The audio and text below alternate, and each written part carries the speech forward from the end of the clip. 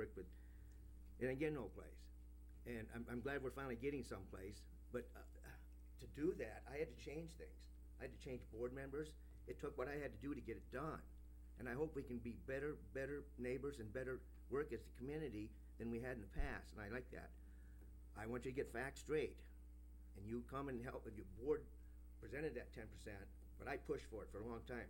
Here's my task force right here. It just didn't happen overnight. This has been going on for 3 years.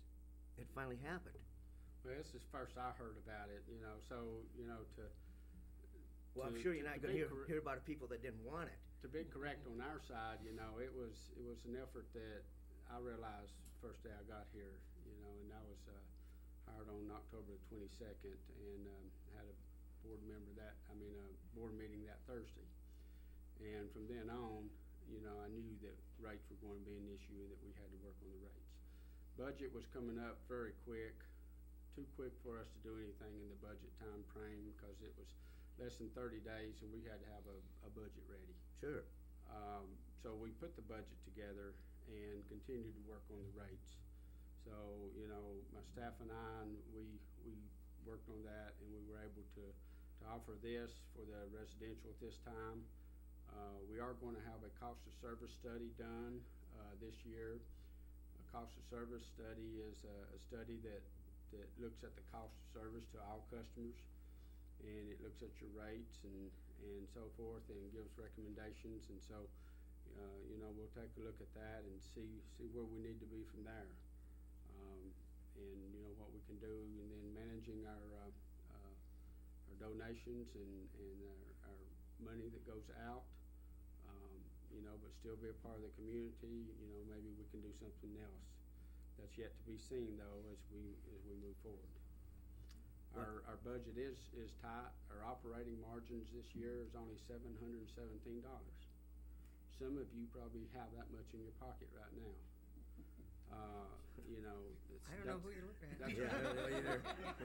that's a whole year. $717 is our operating margins. So, we are tight. Over the past 12 years, our operating expenses from 2000, the difference between 2000 and 2012 is only up 2.8%. So our operating expenses have been flat for 12 years. Power cost is going up, but power cost is going up everywhere. WPPI is an excellent company. They're positioning us for the future. Their plants are top line, state-of-the-art plants. And we're going to be well positioned to move into the future where some of these other utilities are going to be in trouble and their rates are going to go up higher. Like I said, I've got some information and I've got some video, and I'll work with Steve and we'll figure out some way to do it. Maybe we'll have a separate meeting here or something some evening with all the city council and be able to show you some information. I think you'll like what you see and at least learn something maybe. Well, that'd be great, because one of the things I hear from people come to Independence, we've lost our population. We've gone down. And I know that's just normal because of natural deaths and such and like that. But this city hasn't grown for some time, and it needs to grow. And one of the things I ask people, why are you leaving? These particular young people. And utility rates was one of the answers, not the answer, but one of the answers. And so I asked that some time ago, and I thought, what can we do about that? And that's one of the things we got to address, and I'm glad you're foreseeing it. And and I was reading your minutes. I set a task force up to get together and work better with management, see what we can do. I didn't do it to investigate you, okay? Well, I don't know what the task force is for. So. If the paper would have quoted me right, that's what it would have said, not to investigate. And Denny called me the other day and wanted his badge. He thought he was the guy with the Ferrari, whatever his name was. And so anyway, Chuck, we really want to work. We look forward to working with you. And I think together we can go forward and help everybody. And I agree, we can't be Santa Claus all the time. I know every time you turn around you're going to get a handout. I know we were there ourselves.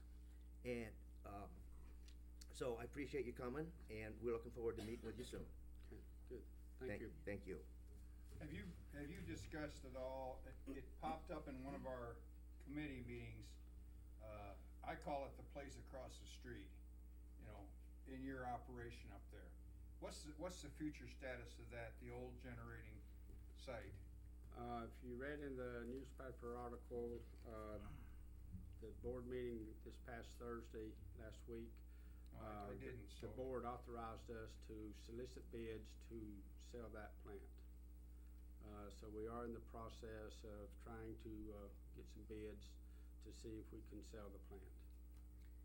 Just the generators inside of it? Just the generators, not Not the the building. building, because the Okay. building houses a lot of other vital That's pieces of the equipment. part I was interested in. It's got our SCADA equipment in there, which we use daily and need. It's got our telecommunications in there, and it's got some other offices and things like that in there. But the generators and all the generating equipment, the cooling towers, anything associated with the generating, the generators, we're going to try to sell this year if we can. Okay. And, you know, some of the decisions that's driving some of the rates too, were made many years ago, before all of us. You know, it's back in 1973, somewhere around there, there's a group that decided to draw up the boundary of the city, you know, for the light and power. And, you know, it's very unfortunate that there wasn't enough vision there to make that boundary bigger. I mean, we don't even capture two of the exchanges out here off the highway. Right. And if you look, you know, there's a lot of load out there. We lost the Fairway building, we lost Walmart, that was both in our territories, and they moved to the other side of the river. And we've lost all the industrial that was out there, and the hotel, Heartland Acres. And, San Charlie. you know, those decisions were made many years ago, you know, and so it's unfortunate, but we've got to work to try to correct that and move forward. It's just going to take time. It's not going to happen overnight. It didn't happen overnight the way it is. That's right. And it's going to take some time. Thank you very much. Thank you, Justin. Okay, on with the second part of that. As I said before, motion to adopt a resolution approving the Independence Telecom 2012 budget amendment and the Independence Light and Power and Independence Telecom 2013 budgets. Make motion. I have a Second. motion by Hill, I have a second by Holland, all in favor? Aye. Opposed? Oh, excuse me, roll call. Resolution. Vaughn, Got a budget. Yes. It's a Davis. resolution. Yes. Holland, Yes. Hill, Yes. Hermison, Yes. Schweitzer, Yes. Engen. Yes. Motion carries. Thank you.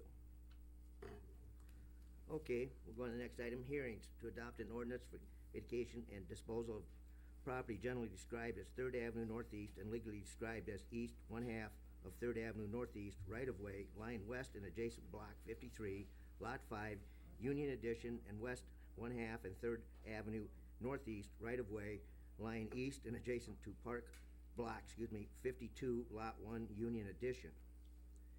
Motion to receive and file proof of publication of notice of public hearing. So moved. Motion by Schweitzer, Second. second by Go ahead, John. Engen, you got it. Engen. All in favor? Aye. Opposed? Motion carries. Motion to hold hearing. So moved. Motion by Holland, Second. second by Davis. All in favor?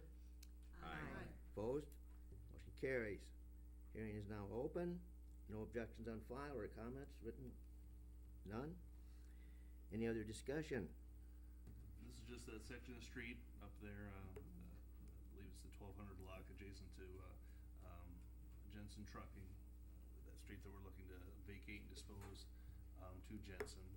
And we've reviewed this, planning and zoning has reviewed it, street size sidewalk committee has reviewed it, and we find no reason why this needs to be kept in city property. There's no mains or any services that run through there, so this is our first reading of three to consider vacating and disposing. And the Fair Board had no problem, right? Steve? Yes, yep, Fair Board reviewed, they're the only other adjacent property owner to that location, and they have no need to ever use that as an access point, so. Okay. Any other discussion? If not, motion to close the public hearing and receive and file oral and written comments. So moved. Motion by Engen, Second. second by Davis. All in favor? Aye. Opposed? Motion carries. Motion to receive, file, consider, and pass for the first time the ordinance. So moved. Motion by Switzer, Second. second by Davis. All in favor? Aye. Roll call, excuse me, we have a roll call on that, it's an ordinance. Davis. Yes. Holland. Yes. Hill. Yes. Hermanson. Yes. Schweitzer. Yes. Engen. Yes. Vaughn. Yes. Motion carries. Item 4, resolutions. Motion to adopt a resolution to approve the council committee procedures. Well, this is what we've talked about here the last several months about updating our and developing some council committee procedures. We had a sample submitted by one of you a few years ago. I can't remember who. I was the one that sent you the 6 pages. Oh, okay. Well, Barb and the mayor were able to successfully take that 6-page document and turn it into a 1-page document. So that's what you have before you tonight for a council committee procedure. I kinda like that the committee secretary has to keep the records, not the chair. And we gave you the option to, the committee will pick the chair. And I suppose there'll be, and the secretary, and so. It'll be done via rock, paper, scissors. That might be a good way to do that. Is there any basic difference in the operating of the committees as No, they operate? the same thing as we proposed before, as advisory, just as you've seen tonight, as the SAS committee brought their